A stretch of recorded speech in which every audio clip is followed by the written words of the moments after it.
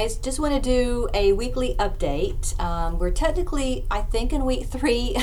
I'm confused about starting on a Friday, so I'm not sure if that started the week and now we're in week 3. But normally during this semester, I consider Monday the beginning of the week and Sunday the end of the week, because I know a lot of you work during the week and you have other jobs, and so the weekend's where you catch up. So we're going to call this maybe 2/3 week, maybe in between. Okay, so I have opened up the first critical thinking exercise, and just to kind of go back over the critical thinking exercises and why I do them.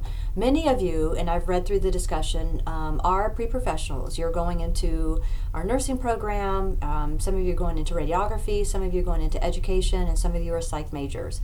And what I really try to do with human growth and development, because there's so much valuable information, is to give you questions, again, I think that you might be asked, and to kind of word it in your own definitions, your own way of explaining it to somebody else.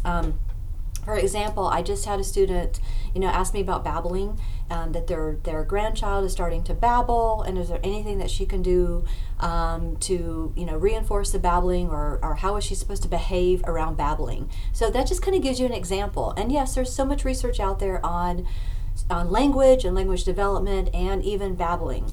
And so I kind of word it, well, according to research, latest studies show, and that's kind of how I want you to look at the exercises. Kind of read the material, read the information, and think about how would you explain that or put that in your own words if somebody was asking you that question. So go ahead and start working on our first critical thinking exercise. Now, I know it also suggested, or it stated in the syllabus, quiz 1. I am working on that quiz right now.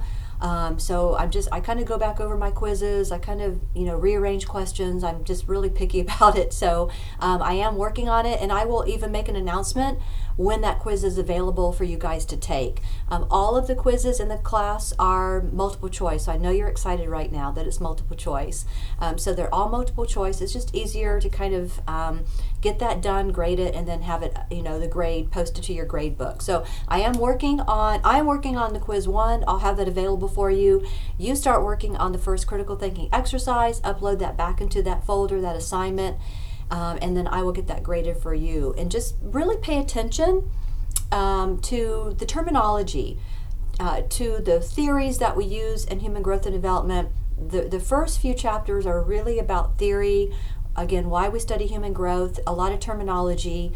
When we get into chapter 3, we're talking a little bit more about biological beginnings. Again, just a lot of terms, concepts, just so kind of focus on that area. And then again, how we use that to explain the questions or response to the questions. All right, so start working on that.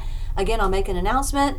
And if you have any questions, I'll be home this week, this weekend. And so just, text me, tell me, am I wording this right? Do I have any, can you give me some advice? Anything, if you have any questions, I'm here to help you out. And I look forward to reading your first responses. All right, bye. Have a good week. Bye.